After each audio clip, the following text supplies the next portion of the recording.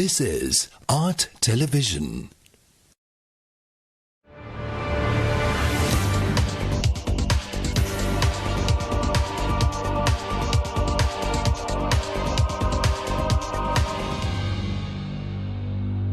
Hello there, you're watching Art Television. Welcome to the Biz RoundUp on another weekend. I am Pamutha Katagampala. We are Television bring you as usual another collection of latest happenings and developments in the business arena, easing your decision-making moments. We have in our top stories tonight. Government establishes Special Economic Council to accelerate the nation's economic growth. Economists from the opposition present the government with viable alternatives. Members of the Parliament agitate on long overdue Pandora Papers investigation. And now let's have a detailed look at today's stories. The central bank announced that it will introduce certain tough measures to bring down the inflation rate to single digits. Central Bank Governor Ajit Cabral, speaking at the Post-Monetary Board meeting on Friday, said 15.1% inflation in February is a matter to surprise. Indicated by the Colombo Consumer Price Index and National Consumer Price Index, inflation stood at 14.2% and 16.8% respectively for the month of January alone. Inflation in the month of February further edged up to 15.1% year-on-year. The Governor Cabral said that certain tough measures will be taken to ensure that the inflation is brought back. This way, he believes there is great opportunity of bringing stability back, and it will address to a great extent of the inflationary pressures at present. However, the governor said it is mainly driven by external factors, expressing that they will see it happening even in the future because of the sharp increase in the global oil prices. He further said that the central bank bears responsibility to ensure that there is price stability, and to some extent it has been already damaged. He also explained that with high oil prices, there could be freight and flight charges going up, and there would be more charges going up in sympathy as well. He also said that the central bank believes the signal itself will anchor certain inflation expectations. The central bank announced on Monday partial flexibility in foreign exchange rates and revised the CAP on the dollar upwards from 203 rupees to 230 rupees. The central bank has been under pressure to relax the CAP on the exchange rate due to the thriving black market, which offers between 240 rupees and 260 rupees per dollar. Considering the severity of the external shocks and recent developments in the domestic front, the Monetary Board of the Central Bank of Sri Lanka announced a comprehensive policy package on 4th March of 2022 with a view to counter such economic headwinds. The central bank also indicated that it will continue to closely monitor the emerging macroeconomic and financial market developments, both globally and domestically, and will stand ready to take further measures as appropriate with the aim of achieving stability in the fronts of inflation, the external sector, the financial sector, and real economic activity. In that context, the central bank says greater flexibility in the exchange rate will be allowed to the markets with immediate effect. The central bank is also of the view that forex transactions would take place at levels which are not more than 230 rupees per US dollar. Prior to this, central bank has also decided to increase the standing deposit facility rate and the standing lending facility rate of the central bank by 100 basis points each to 6.50% and 7.50% respectively, and to revise upwards the caps imposed on interest rates applicable to credit cards to 20% per annum, on pre-arranged temporary overdrafts to 18% per annum, and on pawning facilities to 12% per annum. Directions to effect these regulations' interest rates were to be issued shortly. The Cabinet of Ministers decided on Monday to set up a Special Economic Council and meet weekly to accelerate the nation's economic growth through the management of the entire economy and thoroughly discussing local economic policies, including macroeconomic policies. Minister Dallas Alhapurwa, briefing the media, said that the council will also streamline the post-pandemic behaviour of the national economy. Cabinet තීරණ දැනුම් දීමේදී එකක් තමයි cabinet මණ්ඩලය විසින් ගන්න ලැබූ තීන්දුව අතරේ එකක් තමයි ආර්ථික සභාවක් පිහිටවීම.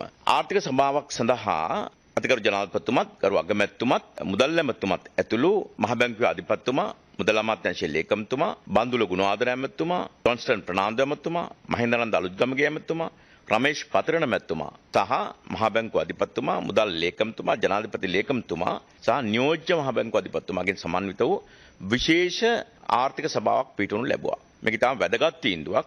මොකද රජයේ ආර්ථික ප්‍රතිපත්ති, මූල්‍ය ප්‍රතිපත්ති, මේ මූල්‍ය ප්‍රතිපත්ති වල ඍජු බලපෑමක් කරන ප්‍රධාන සංවර්ධන ව්‍යාපෘතිය ඇතුළුව මේ මොහොතේ ආර්ථිකයේ යම් සසලවීමක් තියෙන බව අපි කවුරුත් තේරුම් ගන්න දෙයක්. ඒ නිසා මෙවැනි මොහොතක ඊටාම වැදගත් තීන්දුවක් කියලා කියන කාරණේ මම කැමතියි ඔබට පළමුවෙන්ම අවධාරණය කරන්න.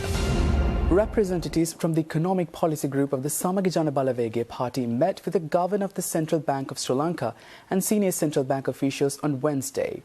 The opposition's intention for requesting this meeting was to emphasize the steps that need to be taken to resolve the economic crisis. The representatives Kabir Hashim, Eran Vikramaratne and Dr. Harsh De Silva presented their proposals to the Governor of the Central Bank and the senior Central Bank officials who administer the economy on behalf of the country. The opposition is of the belief that if their proposals are implemented without discrimination, the nation will be able to pave the way towards resolving the economic crisis. The SJB economics team pointed out that although the central bank sees the crisis as a short-term liquidity problem, it is not. They emphasized that the economic crisis has dragged the country to the brink of bankruptcy and that attention should be paid to restructuring Sri Lanka's debt. The SJB Economic Policy Group strongly emphasizes the importance of restructuring debt by conducting an emergency credit sustainability analysis and planning. Additionally, Dr. Harsh De Silva also touched on the nation's food inflation, which has risen to 40%, and that immediate steps should be taken to bring it down as the people struggle to make ends meet. Prior to the Governor's announcement on the floating of the rupee, the SJB Centre for Economic Policy called a media briefing to discuss the financial decisions made by the Central Bank of Sri Lanka and the Cabinet of Ministers at the start of the week. Addressing the briefing, parliamentarian Harsh De Silva put forward two arguments for why he believes these measures are unsustainable. කාරණා දෙකක් කියලා මම මගේ සහෝදර මන්ත්‍රීවරුන්ට දෙන්නම්. එකක් තමයි මේක 230 නවතින්නේ නැහැ. 230 නවතින්නේ නැති හේතුව තමයි මෙය වෙළඳපොළ විසින් තීරණය කරපු අනුපාතයක් නෙමෙයි. මොකද මෙය මේ රජය විසින් ගන්නා ලද දේශපාලන තීරණයක්. මේකට අපි කියන්නේ devaluation, depreciation නෙමෙයි. එතකොට මේකේ වෙනසක් තියෙනවා. ඒ කියන්නේ මේක අපි කවුරු හරි කියනවා මෙන්න මේක තමයි ඩොලරේට දිය යුතු මිල. එහෙම කියලා ඊයේ රෑ රුපියල් 230ට මේක නියම කරා. අපි ඒ වෙලාවම කිව්වා මේක 230 තියෙන්නේ නැහැ කියලා. අනිත් එක තමයි 100ට එකක පොලිය වැඩි කිරීම හරහා ඔවුන් හිතනවා නම් මේ 230 හෝ 40 මන් දන්නේ නැහැ කීයද කියලා. අගය කළමනාකරණය කරගන්න ඒක කිසිසේත් සිද්ධ වෙන්නේ නැහැ. මොකද ආර්ථික විද්‍යානුකූලව මේ ස්ථායි කිරීමේ වැඩපිළිවෙලට 100ට එකක විතරක් පොලියක් වැඩි කරලා ඒ රුපියලේ අගය පවත්වගෙන යන්න ශක්තියක් ලබා දෙන්න බෑ. හැබැයි මේ වැඩේ කරේ බැසිල් රාජපක්ෂ ඇමතිවරයාට ඉන්දියාවට යන්න අපොයින්ට්මන්ට් එකක් ගන්න අවශ්‍ය කරපු නිසා. Stay tuned for more stories after the short break.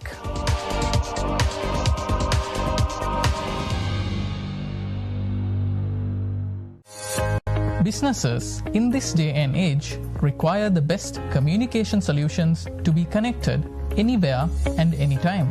Our technologically advanced long-distance radio devices operate even in the most challenging and harsh environments, designed for dust, water, and drop resistance. The push-to-talk function is designed for convenience, ensuring clear and uninterrupted communication between multiple devices. Dynacom Engineering, a subsidiary of IWS Holdings, is a licensed service provider of the best push-to-talk long-distance wireless communication systems, approved by the TRC and the Ministry of Defence.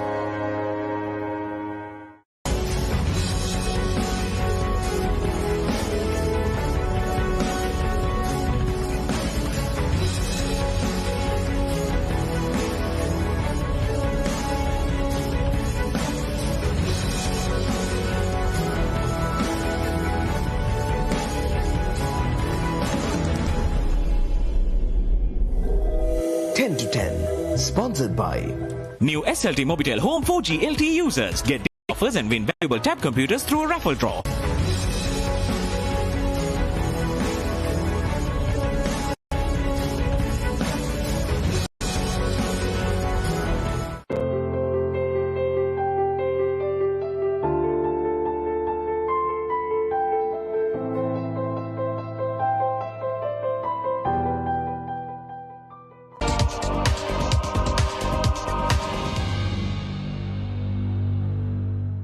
Welcome back to the program.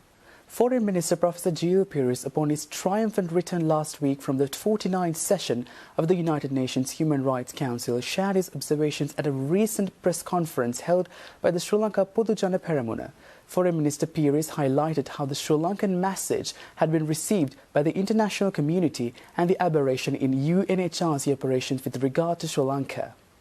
It is a matter of deep satisfaction to us that the Sri Lanka government's position was endorsed by 31 out of the 45 countries that participated in the interactive dialogue on Sri Lanka. That is a very considerable triumph. Is the High Commissioner and the Human Rights Council prepared to embark upon a similar inquisitorial procedure in respect of all the other countries of the United Nations system? If that were to happen, what would be the result? The predecessor of the Human Rights Council, the Human Rights Commission, collapsed because it attempted something of that kind and the international community decisively rejected that. So if the Human Rights Council were now to take it upon itself to go into the internal affairs of countries that are members of the United Nations system, where would it all end? And if they are not prepared to do it for other countries, why single out Sri Lanka? It is discriminatory. It is intrusive. The United Nations Charter, the other seminal instruments of the United Nations system set out very clearly that action must be based on the principles of objectivity, impartiality and non-selectivity. Sri Lanka tea prices, which hit a record national average of 725 rupees in February, is seeing pressure after Russia invaded Ukraine despite lower volumes offered. The official data showed that the average tea sale price for the month of February rose to $3.60 compared to $3.33 last year in the record. One of the Colombo-based tea brokerage companies, Forbes and Walker, said that undoubtedly trading conditions are likely to be strained and additional Forex surcharges would further escalate the high logistic rates which have already adversely impacted tea prices. Amid sanctions, the Russian ruble had collapsed from around 77 before the invasion to around 110 after creating affordability issues. Russia's central bank jacked up interest rates by 20% to reduce credit and imposed exchange controls in a bid to stabilize the currency. Sri Lanka sold 4.98 million kilograms of tea in the auction of March 1 and 2, down from 6 million kilograms a week earlier. The average tea sale price for the month of February rose to $3.6 compared with $3.33 last year in the record. Meanwhile, Ceylon tea brokers in a market report said that high-grown tea saw lower demand, while demand for low-growns was at lower rates. They also claimed that the quality also plays a major role for the price decline. Forbes and Walker added that consequently prices for the better Westerns declined by 20 to 30 rupees per kilogram and more, with the exception of the few available seasonal teas which continue to sell in keeping with quality. Low-growns command the highest prices among Sri Lanka's tea and has become the mainstay of the industry. The tea sector has also been hit by a fertilizer ban in 2021. Meanwhile, Minister Keheli Rambukala said that allegations against him over significant unpaid electricity bills have not been fact-checked. Speaking in Parliament on Tuesday, Minister Rambukala said that he has already sent 3 letters to the Ceylon Electricity Board requesting clarification and that so far the CEB has not responded to his requests. I have sent 3 letters dating back to 20th May 2015, 10th August 2015, 10th May 2016. And this is the latest receipt that I received after the payment, which is under Major General HSL Silva. The 7.8 million also, I'm tabling all this. This is what I have received. Now my accountants are Ernst & Young. They categorically told me they cannot make an exemption because on my taxable income, this is a deductible. All expenses are deductible. But they cannot make it because this is under somebody else's name. Now I explained this in detail. In spite of it, the latest, last week I paid, the payment is under somebody else's name. That's one. Number 2 is that the variance that I spoke of, it comes from 30,000, 21,000, going up to 141,000, then in month of September going up to 766,000, And in month of January, going into 360,000. That's a 4-roomed house with 3 air conditioners, 2 with inverters, and 2 are functioning. So this entire confusion could have been resolved if the CEB responded. We'll be back with more stories after this short commercial break.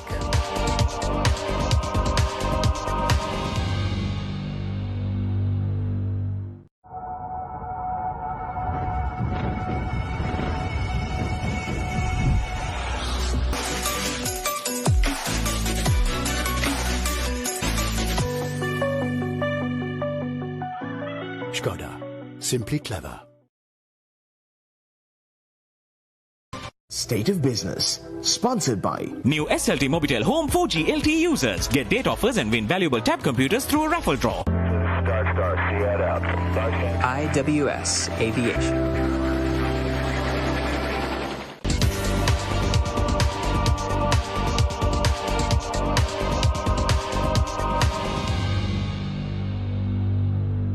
Welcome back after the break. Joint export associations and chambers recently called for the government to immediately find solutions for the energy crisis owing to the fact that prevailing conditions have begun to impact productivity. The associations communicated that the shortage of fuel for logistics and power interruptions have started to impact supply chains and production. The Joint Export Associations and Chambers warned that these conditions will significantly impact Sri Lanka's reputation and credibility as a reliable partner on the global network, and that it could impact revenue the country earns through the export industry.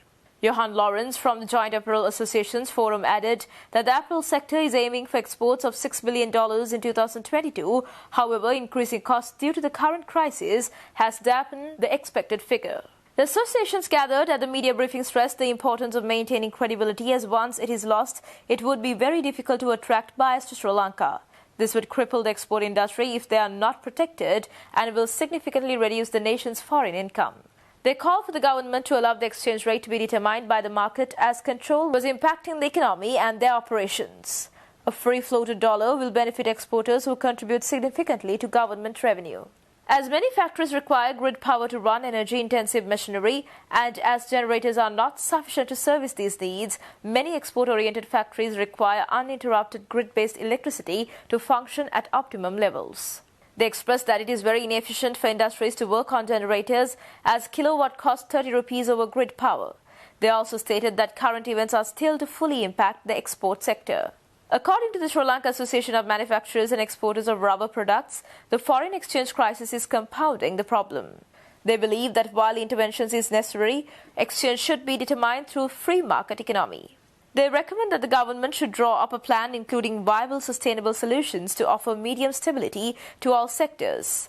They request full transparency so that all sectors may effectively engage in the solution and help everyone adjust accordingly and contribute in a meaningful manner. The Sri Lankan Shippers Council warns that if the US decides to sanction Russian fuel, global prices will rise considerably, and only those holding credible facilities with suppliers can secure their fuel. JVP leader Anurukumara Dissanayake on Tuesday questioned the status of investigation into allegations of inclusion in the Pandora Papers. MP Dissanayake claims that President Gotabaya Rajapaksa spun public opinion on investigating charges of corruption linked to the Pandora Papers within a period of 30 days and thereafter let the issue be forgotten with the passage of time. Pandora පත්‍රිකාවලින් සිදු කරන ලද අනාවරණයන් සම්බන්ධයෙන් රජයේ කවර ආයතනයක් මගින් විධිමත් විමර්ශනයක් සිදු කරන ලද්දේද? දෙක, එසේනම් මේ කවර ආයතනයක් විසින්ද එයින්නෙම පැන්ඩෝරා අනාවරණයන් පිළිබඳව කුමන හෝ තහවුරු කර ගැනීම සිදු කර තිබේද? තුන, පැන්ඩෝරා පත්‍රිකාවලින් සිදු වූ අනාවරණයන් පිළිබඳව කවර වූ නීතිමය ක්‍රියාමාර්ගයක් ආරම්භ වී තිබේද? පැන්ඩෝරා පත්‍රිකාවලින් කරන ලද අනාවරණයන් සම්බන්ධයෙන් ආණ්ඩු ස්ථාවරය කවරේද කියලා මේ පාර්ලිමේන්තුවට ආණ්ඩුව කරුණු ඉදිරිපත් කරනවා ඇතයි මා බලාපොරොත්තු වෙනවා. ඔබතුමාගේ ප්‍රශ්නය අල්ලසා දූෂණ කොමිෂන් සභාව වෙත යොමු කරලා ඒ අල්ලසා දූෂණ කොමිෂන් සභාව විසින් ඒ සම්බන්ධයෙන් උත්තරයක් හදලා එවලා තියෙනවා. එය මම කියවන එක තමයි කරන්නේ. ජනාධිපති මම බාරගන්නේ. ජනාධිපති කාර්යාලයේ අධ්‍යක්ෂ ජෙනරාල් නීතිඥ හරිගුප්ත රෝණදිර මහතා විසින් මෙම කොමිෂන් සභාව වෙත එවා ඇති ඒ අංකය දාලා තියෙනවා 2021 10 6 වෙනි දිනති පැමිණිල්ල පාදකව BC 1659 එළේරා 2021 දරන විමර්ශනය ආරම්භ කර ඇත. ඒ යටතේ තිරුකුමාර් නඩේසන් මහතා සහ හිටපු ගරු නියෝජ්‍ය අමාත්‍ය නිරූපමා රාජපක්ෂ මහත්මිය සම්බන්ධයෙන් පැන්ඩෝරා පත්‍රිකාවල සඳහන් බවන බවට ජනමාධ්‍යන්හි පළ වූ තොරතුරු සම්බන්ධයෙන් විමර්ශනයක් ආරම්භ කර ඇත. Chief Government Whip and Highways Minister Johnson Fernando, who joined the debate, responded that investigations into allegations of bribery or corruption have been delayed since the opposition has requested additional time to submit evidence before the Commission.